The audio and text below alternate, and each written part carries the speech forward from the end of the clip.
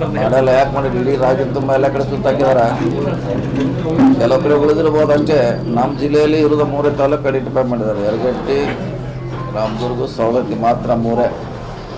ಮಿಕ್ಕಿದೆಲ್ಲ ಯಾವುದೂ ಬರಗಾಲ ಆಗ್ತಿ ಬರಲತ್ತಲ್ಲ. ಅಲ್ಲಿ 3 ವಿಸಿಟ್ ಮಾಡಬೇಕು ನಾವು. ಸರ್, ಈಗ ಸಿಎಂ ಅವ್ರ ಜೊತೆ ಸಂವಾದ ಕೊಟ್ಟಿದ್ದೀರಿ ಸರ್. ಏನೇನು ತಯಾರಿ ಅಂದರೆ ಏನೇನು ಬೇಡಿಕೆ ಬೆಳಗಾವಿ ಜಿಲ್ಲೆಯಿಂದ ಏನು ಅಂತ ಅಂತೇಳಿ ಏನಾದರೂ ರೆಡಿಯಾಗಿ ಕೊಟ್ಟಿದ್ದೀರಾ? ಇವೆಲ್ಲ ಬೇಡಿಕೆ ಅಲ್ಲ, ಆಡಳಿತ ಸುಧಾರಣೆ ಅಷ್ಟೇ ಇರೋದು. ಹೆಂಗೆ ಕೆಲಸ ಮಾಡಬೇಕು, ಹೆಂಗೆ ಜನರು ಇರಬೇಕು, ಅದ್ರಲ್ಲಿ ಬೇಡಿಕೆ ಬಂದರೂ ಬರ್ಬೋದು. ಅವ್ರು ಮುಖ್ಯವಾಗಿ ಈಗ ಹೆಂಗೆ DC ಗೆ SP ಗೆ ಕರೆದು ಅಲ್ಲೇ ಮಾಡ್ತಾರಲ್ಲ, ಅದು ಬಂದ್ ಮಾಡಿಸೋದು ಸ್ವಲ್ಪ ಇದನ್ನ ಹೋಗಲಿ. ಸೊ ಆ ರೀತಿ ಆಡಳಿತ ಚುರುಕುಗೊಳಿಸೋರಿದ್ದಲ್ಲ ಅಂತ ಯಾರು ಬಂದರೂ ಬರ್ಬೋದು. ಆಯಾ ಜಿಲ್ಲೆದು ನಮ್ಮ ಜಿಲ್ಲೆದು ಏನಾರ ಇಂಪಾರ್ಟೆಂಟ್ ಇದ್ರೆ ಅದನ್ನು ಬೇಕಾದ್ರೆ ಈಗ ನೋಡಿ DC ಅವ್ರು ಏನು ಲಿಸ್ಟ್ ಮಾಡಿದಾರೆ ಚೆಕ್ ಮಾಡ್ತೀವಿ. ಆ ಸಂದರ್ಭ ಬಂದಾಗ ಯಾವ್ದಿದ್ರೆ ಗಮನಕ್ಕೆ ತರ್ತಾರೆ. ಸರ್, ಅಧಿವೇಶನ ಆರಂಭ ಆಗ್ತಾ ಇದೆ, ಇನ್ನು ಖಾತೆಗಳ ಹಂಚಿಕೆ ಆಗಿಲ್ಲ, ಯಾವಾಗನ್ನೂ ಪ್ರಶ್ನೆ ಸರ್. ಆಗಿದ್ದು ಮಾಡ್ತಾರೆ, 13 ಒಳಗೆ ಮಾಡಲೇಬೇಕು, ಮಾಡ್ತಾರೆ. 2 ತಿಂಗಳು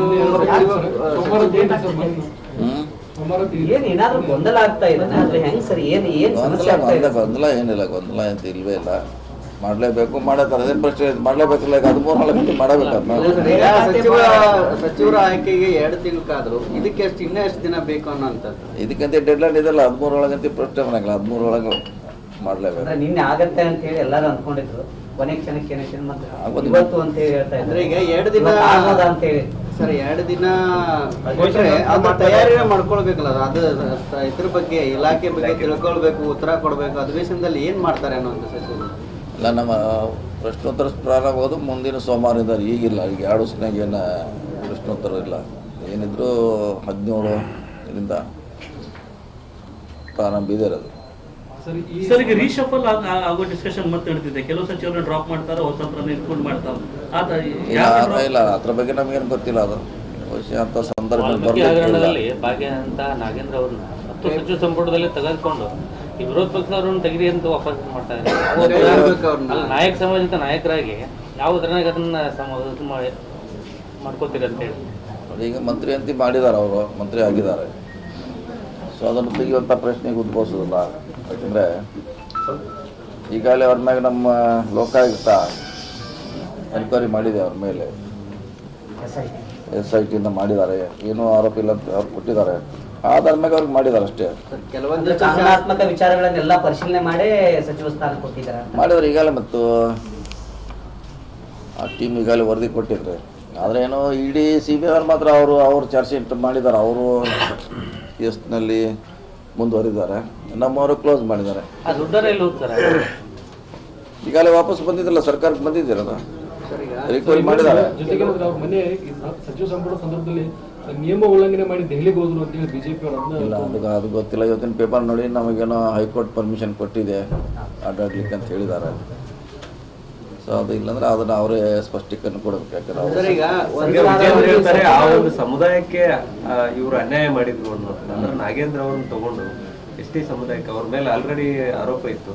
ಆ ಸಮುದಾಯಕ್ಕೆ ಅನ್ಯಾಯ ಮಾಡಿಬಿಟ್ರು ಅಂತೇಳಿ ವಿಜೇಂದ್ರ ಅವರು ಬೇರೆದವ್ರನ್ನ ಕೊಡ್ಬೋದಿತ್ತಲ್ಲ, ಸದಾ ನೋಡೋಕೆ ಬಿಡೋದಿಲ್ಲ ಅಂತ ಹೇಳ್ತಾರೆ ಸರ್.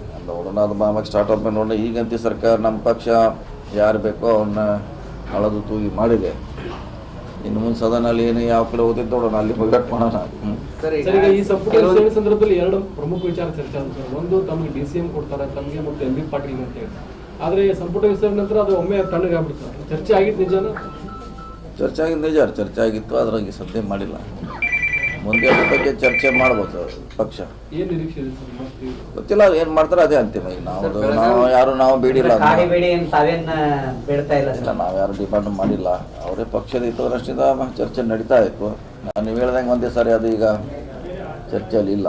ತಮಿಳಿಗಿರ್ಬೋದು, ಉತ್ತರ ಕರ್ನಾಟಕಕ್ಕೆ ಪ್ರತಿ ಸರಿ ಅನ್ಯಾಯ ಆಗ್ತಾ ಇದೆ. ಯಾಕಂದ್ರೆ ಆ ದಕ್ಷಿಣ ಕನ್ನಡದವರಿಗೆ ಮುಖ್ಯಮಂತ್ರಿ ಸ್ಥಾನ, ಉಪಮುಖ್ಯಮಂತ್ರಿ ಸ್ಥಾನ, ರಾಜ್ಯಾಧ್ಯಕ್ಷ, ನಮ್ಮ ಕಡೆ ಇರುವಂತ ಭಾಗದ ನಾಯಕರು ತಮ್ಮನ್ನು ಹಿಡ್ಕೊಂಡು ಬಹಳ ಅನ್ಯಾಯ ಆಗ್ತಾ ಇದೆ. ಅದನ್ನ ಪ್ರತಿಭಟನೆ ಮಾಡುವಂತ ನಿಟ್ಟಿನಲ್ಲಿ ಯಾಕೆ ತಾವು ತಮ್ಮ ಶಾಸಕರ ಹಾದಿಯಾಗಿ ಒತ್ತಡ ಯಾಕೆ ಆಗ್ತಾ ಇಲ್ಲ ಅಂತ ಮಾಡೋಣ. ನಾವು ಒತ್ತಡ ಹಾಕೋದಂತ ಅಲ್ಲ, ಪಕ್ಷನ ಅದನ್ನು ಗುರುತಿಸ್ಬೇಕಾಗ್ತದೆ. ಅದು ಬಂದಾಗ ನೋಡೋಣ, ಅದರ ಸಂದರ್ಭ ಸನ್ನಿವೇಶ ಬಂದಾಗ ಅದ್ರ ಬಗ್ಗೆ ಮಾತಾಡೋಣ. ಸರ್ಕಾರದಲ್ಲಿ ಉತ್ತರ ಕರ್ನಾಟಕ ಶಾಸಕರ ಪಾತ್ರ ಹೆಚ್ಚಿನ ಸಂಖ್ಯೆ ಇದೆ, ಹಾಗಾಗಿ DCM ಕೊಡಬಹುದಿತ್ತು ಅಂತ ನೋಡೋಣ. ಚರ್ಚೆ ಮಾಡೋಣ, ಪಕ್ಷದ ವೇದಿಕೆಯಲ್ಲಿ ಚರ್ಚೆ ಮಾಡ್ತೀವಿ. ಅದನ್ನು ಹೊರಗಡೆ ಬೇಡ. ಅಲ್ಲಿ ಚರ್ಚೆ ಮಾಡ್ತೀವಿ. ಸರ್, ಈಗ ಚುನಾವಣಾ ಸಮೀಪಿಸ್ತಾ ಇದೆ. ಸೊ 2 DCM ಬಹಳಷ್ಟು ಪಕ್ಷಕ್ಕೂ ಕೂಡ ಅದೇ ಹೇಳಿದ್ರೆ ನೋಡೋಣ, ಅದು ಪಕ್ಷದ ವೇದಿಕೆಯಲ್ಲಿ ಚರ್ಚೆ ಮಾಡ್ತೀವಿ. ಯಾಕಂದ್ರೆ ಹೊರಗಡೆ ಚರ್ಚೆ ಮಾಡೋದು ಸರಿ ಅನಿಸೋಲ್ಲ, ಕೇಳೋಣ, ಅಲ್ಲಿ ಚರ್ಚೆ ಮಾಡ್ತೀವಿ. ಸರ್, ಇದ್ರ ಜೊತೆಗೆ ತಾವೇನಾದ್ರೂ ಖಾತೆ ಬದಲಾವಣೆಗೆ ಏನು ಬೇಡಿಕೆ ಇಲ್ಲ? ಇಲ್ಲ, ನಮ್ದು ಯಾರು ಖಾತೆ ಬೇಡಿಕೆ ತಮ್ಮ ಬದಲಾವಣೆ. ಹೆಸರು ಸಮಾಜ ಕಲ್ಯಾಣ ಇಲಾಖೆ ಕೇಳಿದ್ದಾರೆ. ಎಲ್ಲ ನಿಮಗೆ ಬದಲಾವಣೆ ಮಾಡಿ ಕೊಡ್ಬೋದು.